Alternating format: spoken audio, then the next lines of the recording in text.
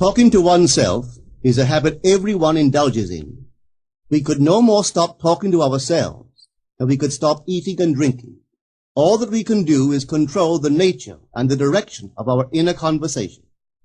Most of us are totally unaware of the fact that our inner conversations are the causes of the circumstances of our life. We are told that as a man thinketh in his heart, so is he.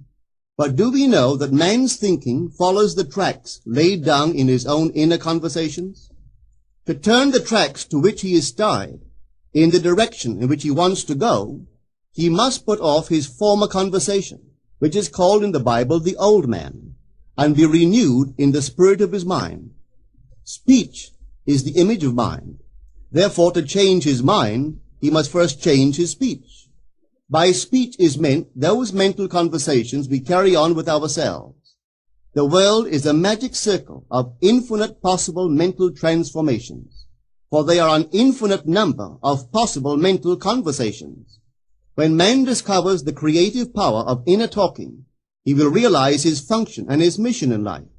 Then he can act to a purpose. Without such knowledge, he acts unconsciously. Everything is a manifestation of the mental conversations which go on in us without our being aware of them. But as civilized beings, we must become aware of them and act with a purpose. A man's mental conversations attracts his life. As long as there is no change in his inner talking, the personal history of the man remains the same. To attempt to change the world before we change our inner talking is the struggle against the very nature of things. Man can go round and round in the same circle of disappointments and misfortunes, not seeing them as caused by his own negative inner talking, but as caused by others. This may seem far-fetched, but it is a matter which lends itself to research and experiment.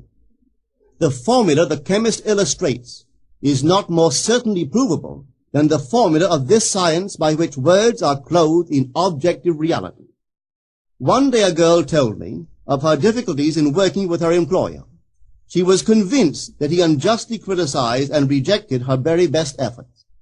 Upon hearing her story, I explained that if she thought him unfair, it was a sure sign that she herself was in need of a new conversation piece. There was no doubt but that she was mentally arguing with her employer, for others only echo that which we whisper to them in secret. She confessed that she argued with him mentally all day long. When she realized what she had been doing, she agreed to change her inner conversations with her employer. She imagined that he had congratulated her on her fine work, and that she, in turn, had thanked him for his praise and kindness. To her great delight, she soon discovered that her own attitude was the cause of all that befell her. The behavior of her employer reversed itself. It echoed, as it had always done, her mental conversations with him. I rarely see a person alone without wondering to what conversation piece is he tied. On what mysterious track is he walking? We must begin to take life consciously, for the solution of all problems lies just in this. The second man, the Lord from heaven in all of us, is trying to become self-conscious in the body, that he may be about his Father's business. What are his labors? To imitate his Father, to become master of the Word, master of his inner talking, that he may mold this world of ours into a likeness with the kingdom of love. The prophet said, "Be ye imitators of God as dear children." How would I imitate God? Well, we are told that God calls things that are not seen as though they were seen, and the unseen become seen. This is the way the girl called forth praise and kindness from her employer. She carried on an imaginary conversation with her employer from the premise that he had praised her work, and he did. Our inner conversations represent in various ways the world we live in. Our individual worlds are self-revelations of our own inner speech. We are told that every idle word that men shall speak, they shall give account thereof. For by their words they shall be justified, and by their words they shall be condemned. We abandon ourselves to negative inner talking, yet expect to retain command of life. Our present mental conversations do not recede into the past as man believes, They advanced into the future to confront us as wasted or invested words. My word, said the prophet, shall not return unto me void, but it shall accomplish that which I please, and it shall prosper in all the things whereto I sent it. How would I send my word to help a friend? I would imagine that I am hearing his voice, that he is physically present, that my hand is on him. I would then congratulate him on his good fortune, tell him that I have never seen him look better. I would listen as though I heard him. I would imagine that he is telling me he has never felt better, he has never been happier.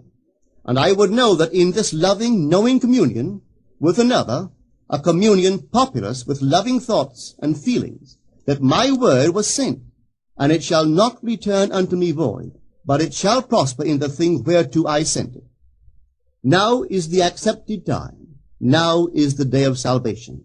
It is only what is done now that counts, even though its effects may not be visible until tomorrow. We call not aloud, but by an inner effort of intense attention. To listen attentively, as though you heard, is to create. The events and relationships of life are your word made visible. Most of us rob others of their willingness and their ability to be kind and generous by our fixed attitudes towards them. Our attitudes unfold within us in the form of mental conversations. Inner talking from premises of fulfilled desire is the way to consciously create circumstances. Our inner conversations are perpetually outpictured all round us in happenings. Therefore, what we desire to see and hear without, we must see and hear within, for the whole manifested world goes to show us what use we have made of the word. If you practice this art of controlled inner speaking, you too will know what a thrill it is to be able to say, and now I have told you before it come to pass, that when it is come to pass, ye might believe. You will be able to consciously use your imagination to transform and channel the immense creative energies of your inner speech from the mental, emotional level to the physical level. And I do not know what limits, if any, there are to such a process. What is your aim? Does your inner talking match it? It must, you know. If you would realize your aim, or as the prophet asked, can two walk together except they be agreed? And of course the answer is no, they cannot. The two who must agree are your inner conversation and the state desired.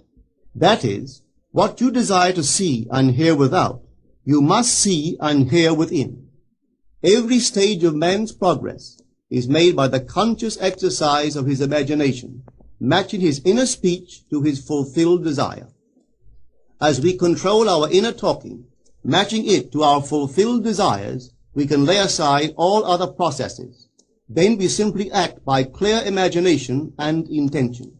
We imagine the wish fulfilled and carry on mental conversations from that premise. The right inner speech is the speech that would be yours were you to realize your ideal.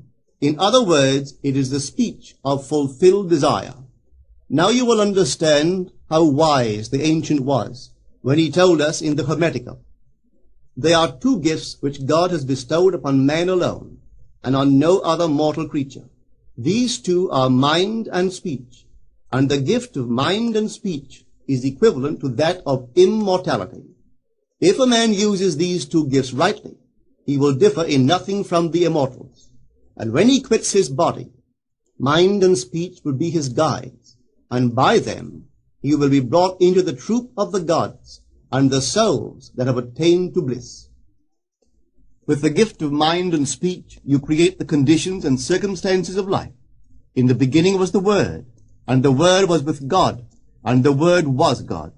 The Word, said Hermes, is Son, and mind is Father of the Word. They are not separate one from the other, for life is the union of word and mind. You and your inner talking or word are one. If your mind is one with your inner conversation, then to be transformed in mind is to be transformed in conversation. It was a flash of the deepest insight that taught Paul to write, put off the former conversation, the old man, which is corrupt, and be renewed in the spirit of your mind. Put on the new man. Put on the new man and be renewed in the spirit of your mind, is to change your inner conversation, for speech and mind are one. A change of speech is a change of mind. The prophet Samuel said, "The Lord spake by me, and his word was in my tongue." If the Lord's word was in the prophet's tongue, then the Lord's mouth that uttered the word must be the prophet's mind. For inner conversations originate in the mind and produce little tiny speech movements in the tongue. The prophet is telling us that the mouth of God is the mind of man, that our inner conversations are the word of God, creating life about us as we create it within ourselves. In the Bible you are told that the word is very near to you, in your mouth and in your heart, that you may do it. See, I have set before you this day life and good, death and evil, blessings and cursings. Choose life. The conditions and circumstances of life are not created by some power external to yourself. They are the conditions which result from the exercise of your freedom of choice, your freedom to choose the ideas to which you will respond. Now is the accepted time. This is the day of salvation. Whatsoever things are of good report, think on these things. For your future will be formed by the word of God, which is your present inner talking. You create your future by your inner conversation. The worlds were framed by the word of God, that is, your inner talking. See yonder fields? The sesamum was sesamum, the corn was corn, the silence and the darkness knew. So is a man's fate born. For ends run true to origins. If you would reap success, you must plant success. The idea in your mind, which starts the whole process going, is the idea which you accept as true. This is a very important point to grasp, for truth depends upon the intensity of imagination, not upon facts. When the girl imagined that her employer was unfair, his behavior confirmed her imagination. When she changed her assumption of him, his behavior reflected the change, proving that an assumption, though false, if persisted in, will harden into fact. The mind always behaves according to the assumption with which it starts. Therefore, to experience success, we must assume that we are successful. We must live wholly on the level of the imagination itself, and it must be consciously and deliberately undertaken. It does not matter if, at the present moment, external facts deny the truth of your assumption. If you persist in your assumption, it will become a fact. Signs follow. They do not precede. To assume a new concept of yourself is to that extent to change your inner talking or word of God, and is therefore putting on the new man. Our inner talking, though unheard by others, is more productive of future conditions than all the audible promises and threats of men. Your ideal is waiting to be incarnated, but unless you yourself offer it human parentage, it is incapable of birth. You must define the person you wish to be, and then assume the feeling of your wish fulfilled, in faith that that assumption will find expression through you. The true test of religion is in its use, but men have made it a thing to defend. It is to you that the words are spoken. Blessed is she that believed, for there shall be an accomplishment of those things which are spoken unto her from the Lord. Test it, try it. Conceive yourself to be one that you want to be, and remain faithful to that conception. For life here is only a training ground for image making. Try it and see if life will not shape itself on the model of your imagination. Everything in the world bears witness of the use or misuse of man's inner talking. Negative inner talking, particularly evil and envious inner talking, are the breeding ground of the future battlefields and penitentiaries of the world. Through habit, man has developed a secret affection for these negative inner conversations. Through them he justifies failure, criticizes his neighbors, gloats over the distress of others, and in general pours out his venom on all. Such misuse of the word perpetuates the violence of the world. The transformation of self requires that we meditate on a given phrase, a phrase which implies that our ideal is realized, and inwardly affirm it over and over and over again until we are inwardly affected by its implication, until we are possessed by it. Hold fast to your noble inner convictions or conversations. Nothing can take them from you but yourself. Nothing can stop them from becoming objective facts. All things are generated out of your imagination by the Word of God, which is your own inner conversation. And every imagination reaps its own words, which it has inwardly spoken. The great secret of success is a controlled inner conversation from premises of fulfilled desire. The only price you pay for success is the giving up of your former conversation, which belongs to the old man, the unsuccessful man. The time is ripe for many of us to take conscious charge in creating heaven on earth. To consciously and voluntarily use our imagination to inwardly hear and say only that which is in harmony with our ideal is actively bringing heaven to earth. Every time we exercise our imagination lovingly on behalf of another, we are literally mediating God to that one. Always use your imagination masterfully, as a participant, not an onlooker. In using your imagination to transform energy from the mental, emotional level to the physical level, extend your senses. Look and imagine that you are seeing what you want to see, that you are hearing what you want to hear, and touching what you want to touch. Become intensely aware of doing so. Give your imaginary state all the tones and feeling of reality. Keep on doing so until you arouse within yourself the mood of accomplishment and the feeling of relief. This is the active, voluntary use of the imagination, as distinguished from the passive, involuntary acceptance of appearances. It is by this active, voluntary use of the imagination that the second man, the Lord from heaven, is awakened in man. Men call imagination a plaything, the dream faculty, but actually it is the very gateway of reality. Imagination is the way to the state desired. It is the truth of the state desired, and the life of that state desired. Could you realize this fully, then would you know that what you do in your imagination is the only important thing.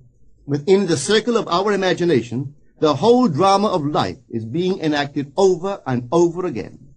Through the bold and active use of the imagination, we can stretch out our hand and touch a friend 10,000 miles away and bring health and wealth to the parched lips of his being. It is the way to everything in the world. How else could we function beyond our fleshly limitations? But imagination demands of us a fuller living of our dreams in the present. Through the portals of the present, the whole of time must pass. Imagine elsewhere as here, and then as now. Try it and see. You can always tell if you succeeded in making the future dream a present fact by observing your inner talking. If you are inwardly saying what you would audibly say, were you physically present and physically moving about in that place, then you have succeeded.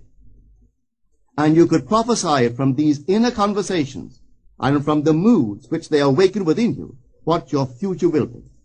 For one power alone makes a prophet, imagination, the divine vision.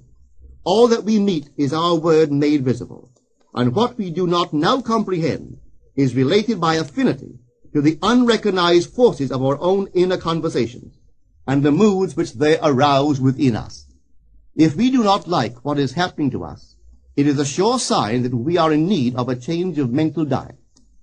For man, we are told, lives not by bread alone, but by every word that proceeds from the mouth of God.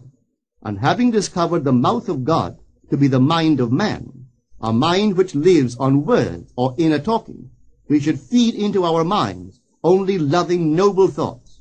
For with words or inner talking, we build our world. Let love's lordly hand raise your hunger and thirst to all that is noble and of good report, and let your mind starve ere you raise your hand to a cup love did not fill, or a bowl love did not bless, that you may never again have to say, "What have I said? What have I done?" O all-powerful human word.